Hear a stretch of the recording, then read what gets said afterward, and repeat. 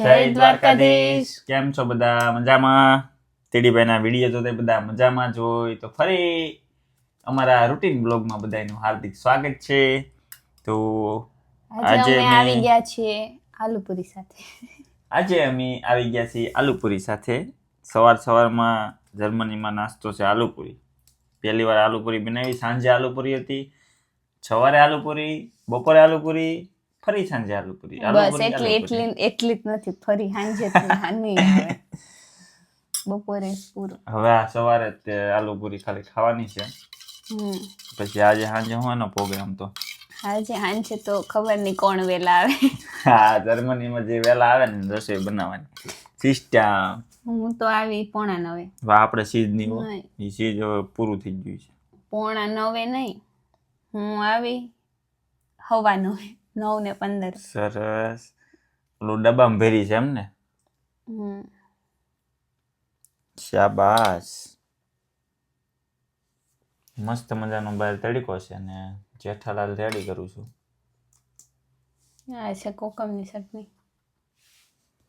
ચેતન એવું કહેતા હતા બનાવતી ને ત્યારે, એટલી નહીં થાય કન્ટિન્યુ ચાલુ રાખ્યું હતું. જો આ મહિનો હાલશે. આ છે મરચી અને ધાણાની. જે મિત્રો ચેનલમાં નવા હોય એ ચેનલ લાઈક, શેર અને સબસ્ક્રાઇબ કરી દેજો. ફટાફટ સબસ્ક્રાઇબ કરો બધા લોકો. જેવો સપોર્ટ ઇન્સ્ટાગ્રામમાં આપ્યો છે ને એવો સપોર્ટ અમારે યુટ્યુબમાં જોઈએ છે મિત્રો. ઓછી હોય જરમાં તીખી ભડકા જેવી ચટણી છે એ. આલુપુરી, ઓ બા આલુપુરી. સેવ લેવાની બાકી છે. સેવ હશે લેવાની છે ને? હા, ઉપરથી સેવ. ઓ બા ગરમા ગરમ સેવ. ગરમા ગરમ. બાલાજી વાળા અત્યારે ગરમ પેકેટ જ આપ્યું આપણને. સીધું અહીંયા જ તે આવવા દીધું બનાવીને. અહીંથી લીધેલ છે ને આલુ તો. જો બાલાજીમાં છે ને લખેલું આવે એક્સપોર્ટ પેકેટ. કેટલાનું આવ્યું છે? એટલે €1.5. €1.5 આવી છે ને નાસ્તાનો. આવા બધા પેકેટ છે ને અહીંથી જ લઈ લેવાના. તમારે સેમ પ્રાઇસમાં જ પડે. આપણે ઇન્ડિયાથી લાવીએ કે પછી હું કેવું તાર? પણ અહીંયા બધા ન મળે હો. બધા નથી મળતા, અમુક ભાગે મળી જાય. કાંદા તો બાકી રહી ગયા. જો કાંદા વગર નહીં. આલુ પૂરી ખાઈને હવે એક ગાર્ડનમાં ચક્કર મારી આવીએ. બહાર નીકળ્યા તો હું થોડીક ઠંડી છે. કેમ આવી છે બધું ફેરી? હું કહું હેરખું નહીં આવે. લે ગાબા બજારમાં એક બૂટ પડ્યું છે. ઓકે, જો આખું બાદ બહાર મૂકી દીધું. મકાન રિનોવેટ કરતા હોય એટલે મૂકી દે. એ તો અહીંનું છે. ઠંડી છે. ઠંડી ક્યાં એટલી બધી છે? જો આખા બાથરૂમનો સામાન બહાર મૂકી દીધો. બાથ ને બધું નળિયું હોતું હો ભાઈ. PVC pipe. ઘરમાં કોઈ પણ વસ્તુ ન જતી બધી બહાર મૂકી. ઓલા અંકલ ને જો સડાવશે. જો એ એમ્બ્યુલન્સ વાળા છે. લેવા આવ્યા ઘરે દાદાને. જોયું? System German system. એમ્બ્યુલન્સ બતાવી દો. એમ્બ્યુલન્સ જોયેલી જ છે ને. હવે ઓલા બધા બહાર હોય પાછા. અહીંયા બધાને ગમે નહીં એના કેમેરામાં લઈને તો પ્રોબ્લેમ એ આવે. જર્મનીમાં થોડોક ઘણા જની કોમેન્ટ નથી આવતી. ઘણી વાર તમે પબ્લિકમાં વિડીયો બનાવો, પણ અહીંયા પબ્લિકમાં વિડીયો બનાવવામાં પાછું જોવું પડે. આ લોકો ઘણા શું કહેવાય કે રાડું નાખવા મળે, એટલે એ પ્રોબ્લેમ આવે. આ સ્કૂલો શરૂ થઈ ગઈ લાગે. છોકરાઓનો અવાજ તો આવે છે. ચાલુ થઈ ગઈ છે. હે નહીં, સપ્ટેમ્બર વેકેશન નથી. 9 તારીખ સુધી છે. કિન્ડરગાર્ટન તો લગભગ ચાલુ છે. જાય છે છોટું. હા, હોઈ શકે. શરૂ થઈ ગયું ને, અવાજ તો આવે છે. તો આજે મિત્રો વિડીયોમાં વાત કરવાની છે થોડીક આપણે અંડરકેનિંગનું. હાઉસ બિલ્ડિંગ ચાલુ છે ને, જોઈએ ક્યારે પૂરું થાય છે. આખું વર્ષ આ વયું જ જાય, 2025 પૂરું થઈ જાય. શું કેવું? રાઈટ. પણ અમે કાલે ગયા, અંડરકેનિંગની પ્રોસેસ ચાલુ હતી એટલે અમે કાલે રૂબરૂ ઓફિસે ગયા હતા. તો એમાં તમારે શું ધ્યાન રાખવાની જરૂર છે કે નહીં ના બધું? એમાં એવું હોય છે જેમને બી અહીંયા બર્લિનમાં અંડરકેનિંગ કરાવવું હોય એ લોકોને ઓનલાઈન વેબસાઇટ મળી જશે. એમાંથી તમને એક ફોર્મ મળી જશે. એ ફોર્મ આખું ફિલઅપ કરી દેવાનું, એમાં જેટલા ડોક્યુમેન્ટ લખ્યા હોય એટલા ડોક્યુમેન્ટ એ તમે પોસ્ટ દ્વારા ત્યાં મોકલી શકો છો. અમે પોસ્ટ દ્વારા મોકલી દીધા હતા, 1 વીક થઈ ગયો, એ લોકોનો કંઈ મેલ આવ્યો નહોતો. એટલે અમારે થોડીક ઝડપથી અનર્ગેનું જોઈએ છે, સ્પીડથી, તો એડમિશન ફટાફટ થાય. તો પછી અમે લોકો કાલે ગયા તો બસ ખોલીને મૂકી દીધું હતું. અમારું કીધું કુરિયર પહોંચી ગયું છે, તરત એની સેકન્ડ 2 મિનિટ થઈ અને ગોતતા 2 મિનિટમાં એ લઈને આવ્યું. નામ જોઈ, પાસપોર્ટ માંગી, નામ જોઈ ને ગઈ બીજી રૂમમાં ને લઈને આવી ગઈ.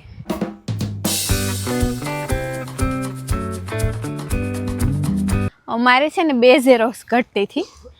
એક સર્ટિફિકેટની પાછળની નથી ને વિઝા માટે પાસપોર્ટનો ફોટો હતો ને અત્યારે આરપી કાર્ડ છે મારી પાસે, તો એનો ફોટો મોકલેલો હતો. મતલબ જે વિઝા આવ્યા ને ફર્સ્ટ 6 મંથને આવેલા એની ઝેરોક્સ એમને એક જોઈતી હતી. તો એ લોકોએ જોયું બધા ડોક્યુમેન્ટ ને એ કીધું આ 2 વસ્તુ આપી દો અમને, ઝેરોક્સ કરાવીને અહીંયા જમા કરાવી જાઓ. તો અમે પછી ઝેરોક્સ કરાવી આવ્યા, બાજુમાં ડીએમ હતું એમાંથી ને પાછી આપી દીધી. એવું કીધું છે કે 8 વીકનો ટાઈમ લાગે છે, પછી તમારે ઘેરે. અહીંયા ઘણા એમ કહેતા કે તમારે 6 મહિના લાગશે ને વર્ષ દિવસ વહી જાય ને 8 મહિના વહી જાય. અમને 8 વીકનું કીધું છે કે 8 વીકનો ટાઈમ લાગશે, તમારા ઘરે પોસ્ટ આવશે અને તમારે પે કરવાના થશે. તમે જ્યારે પે કરશો એટલે અમને ખબર પડશે, એટલે 2 થી 3 દિવસમાં કુરિયર દ્વારા તમારા કીધા હતા પૈસા 50 કે 55 55 છે. એટલા પૈસા એના ઓલા કરવાના અને એ ઘરે આવી જાય ને આપણે જઈએ. આ ઓનલાઈન ફોર્મમાં છે ને એમ જ લખ્યું છે કે આપણે પર્સનલી એની હારે વાતચીત કરવા માંગતા હોય ને તો એનો ટાઈમ આ છે. તો એ ટાઈમ હોય મગે તો એનો ટાઈમ એ હોય, એ ટાઈમમાં છે ને આપણે ના જઈ આવવાનું. ને એવું નથી જો પોસ્ટ દ્વારા ન મોકલવા હોય ને તો તમે ખુદ દઈ આવો, એ ચેક કરી લેશે અને કાંઈ ઘટતો હશે તમને કહી દે. પોસ્ટ દ્વારા ન મોકલવો હોય તો તમને આ દઈ આવો ને એ સારું રહેશે. ઘણા બધા લોકોના હાથમાં ફોર્મ હતા, મતલબ તો હું એ જ જોવા મળ્યું કે બધા અહીંયા આવીને રૂબરૂ દઈ જાય છે. અમે પોસ્ટ દ્વારા મોકલા છે. ને ના જવાનું, પેલા માળે જવાનું, એક ટિકિટ લેવાની, બટન ક્લિક કરીને આપણો નંબર આવે, પછી આપણે વેઇટિંગમાં બેસવાનું, આપણો નંબર આવે જે રૂમમાં એ રૂમમાં જવાનું. શ્વાસ લઈ લે, પૂરો ખાઈ લે હવે. અને એવું નથી કે અમે જર્મન લેંગ્વેજ જ જોઈએ છે, ઇંગ્લિશ પણ બોલતા હતા. ખબર, અમે પહેલી વાર છે ને જ્યાં ગયા ને એ જર્મન બોલતા હતા, પછી બીજી વાર જે સબમિટ કરાવવા ગયા ને એ ઇંગ્લિશ બોલતા હતા. એટલે એવું જરૂરી ભાઈ હવે B1 છે તો પછી કે એટલે તમારે કઈ પ્રોબ્લેમ નહીં આવે. જર્મન અથવા ઇંગ્લિશ બેમાંથી એક હશે તો તમારું કામ ઇઝીલી થઈ જશે. બાકડા વિઝાયલ પોરો ખાઈ લે. બસ તો આવી છે અનકેનની પ્રોસેસ કહાની. પહેલા તો અમને બધાએ કીધું હતું નહીં થાય ને સ્કૂલનું મતલબ નહીં થાય, કોલેજના ઇઝીલી થઈ જાય, સ્કૂલના ન થાય. 10th 12 કેટલી એમાં લખેલું હતું, કેટલી હાજરી પૂરેલી હોવી જોઈએ ક્લાસની? 9 ને 10 વર્ષ ભણેલા હોવા જોઈએ ઓછામાં ઓછા ને 7 વર્ષની હાજરી હોવી જોઈએ, એટલે આપણે ઇઝીલી થઈ જાય. વેબસાઇટ ઉપર બધી ડિટેલ આપેલી છે. મને તો ઘણા લોકોએ ના પાડી દીધી હતી, પણ મને તો એવું હતું કે થઈ જશે. એકલી શું કે અઠવાડિયું મથી ને ChatGPT ને બધું આવ વીખી નાખ્યું, ફોર્મ કાઢીને રહ્યું, ફોર્મ મળ્યું મને ને પછી પ્રોસેસ ખબર પડી ગઈ હતી અઠવાડિયામાં. તું હવે કડક પોરો ખાઈ લે એમ કહું. ઓકે, શ્વાસ લઈ લે નિરાતે. કારણ કે વિડીયોમાં ખબર પડી ગઈ કે થાકી ગઈ. જો મારે આ કહેવામાં મને ભૂલાઈ ગયું. મથીને અઠવાડિયામાં બધી ખબર પડી ગઈ. પ્રોસેસ હોય સિમ્પલ પણ ખબર નહોતી કોઈને, કારણ કે બધાને આમાં હું ડિપેન્ડ કરે કોને કયા સર્ટિફિકેટનું અનરકેનનું કરાવવાનું છે. એટલે અમે છે ને એ વેબસાઇટ ડિસ્ક્રિપ્શનમાં નાખી દેવું, ડિસ્ક્રિપ્શનમાં તો મજાક એમાં નાખી દઈશું, તમે જોઈ લેજો. તમે એમાં બધું છે ને લખેલું જ છે કે ભાઈ તમારે કયા સર્ટિફિકેટનું કરવું છે, એની ઉપર ડિપેન્ડ છે. તમારે ઓનલાઈન એપ્લાય કરી દેવાનું, બધી માહિતી આપી છે. જે બર્લિનમાં રહેતા હોય. ઓકે, શ્વાસ લઈ લે. હાલ હું વિડીયો જ બંધ કરી દઉં, એટલે તું બોલ જ નહીં બોલો. કાલના વિડીયોમાં કોમેન્ટ હતી, બધાની એક જ કોમેન્ટ હોય કે નર્સિંગમાં કેવું છે. આગળ છે ને બહુ બધા વિડીયો બનાવેલા છે, જોઈ લેજો. નર્સિંગમાં સારું જ છે. અને બીજું એક બધાને ડાયરેક્ટ જોબ ઉપર આવવું છે, અનરકેનનું ઓલું શું કહેવાય હાઉસ બિલ્ડિંગ ઉપર બધાને આવવું છે, તો અહીંયા જર્મની આવીને તમે છે ને પહેલાં એક જ કામ કરજો, અનરકેનનું હાઉસ બિલ્ડિંગ તમારે કરવાનું હોય કે ન કરવાનું હોય, પણ અનરકેનનું કરાવી લેજો, કેમ કે ભવિષ્યમાં તમારે હાઉસ બિલ્ડિંગ કરવાનો જો વિચાર હોય ને તો આ એક ભૂલતા હાઉસ નહીં. બિલ્ડિંગ અથવા તો તમે ના જે ભણીને આવ્યા હોય તમારી પાસે ડિગ્રી હોય ને તમારે ઈ જ ડિગ્રીમાં અહીંયા જોબ કરવી હોય તો આપણે અહીંયા અનરકેનું જોઈએ. અનરકેનનું ને મતલબ બીજું ના છે ને એન્જિનિયર કરીને આવ્યા હોય પછી હાલો અહીંયા ગમે એ કોર્સ લઈ લીધો હોય આવવા માટે, પછી જે કોર્સ લીધો એ વર્ષ દિવસનો હોય, પૂરો થઈ ગયો હોય ને એમાં એટલી બધી ખબર ન પડી હોય, વિઝા માટે કરેલું હોય, તો તમારી આગળની ડિગ્રી એન્જિનિયરની છે તો તમે એને અનરકેનું કરાવી દો ને તમને એની ઉપર છે ને તમારી પાસે B1 લેંગ્વેજ હશે તો તમને ફિલ્ડ જોબ મળી જશે. અને એમાં બીજું ખાસ કે અનરકેનું કર્યા પહેલાં તમારે જેનું કરાવવાનું છે ને એ તમારે ઇંગ્લિશમાંથી પહેલાં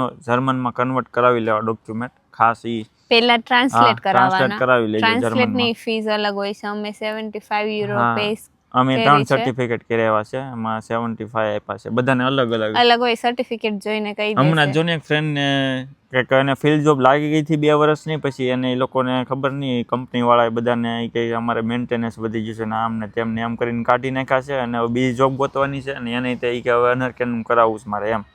એટલે આમાં ક્યારે જરૂર પડે ને એનું નક્કી ન હોય, જેને શું કહે લેંગ્વેજ એની પાસે છે, ફિલ્ડ જોબ છે, ડિગ્રી મતલબ ઇન્ડિયાની છે, ઇન્ડિયા કોલેજ પૂરા કર્યા છે તો એનું અનરકેનું અહીંયા આવીને કરાવી રાખશો તો ગમે ત્યારે કાયમ આવશે તમારી પાસે.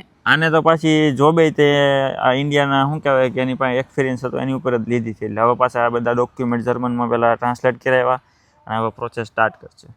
એટલે જેને આવી રીતની પ્રોસેસ કરવાની હોય ને હાઉસ બિલ્ડિંગની ખાસ આ વસ્તુ કરી લેજો એમ. પહેલા અમારે જો અત્યારે થઈ ગયું હોત પણ આ બધું અમારે થોડું ખબર નથી અમને, તો પેલા એવી ખબર હતી કે B1 ક્લિયર થાય ને પછી અનરકેનું થાય એવું હોય, એવું હતું, એવું ખબર હોય ને તો હમણાં વર્ષ દિવસ સપ્ટેમ્બરમાં થઈ જશે તો થઈ ગયું હોત. કાંઈ નહીં, એની જરૂર નહીં પડતી. ખાલી ઈ લોકોને એક મેન ઈ જોઈએ કે તમારી પાસે જર્મનીના વિઝા હોવા જોઈએ, ઈ તો ક્લિયર લખેલું છે તો જ તમારી પ્રોસેસ આગળ થશે કે તમારી પાસે અહીંયા જર્મનીના વિઝા છે. ગમે ને આપણે ગવર્મેન્ટમાં જઈ પહેલા જ તે વિઝા.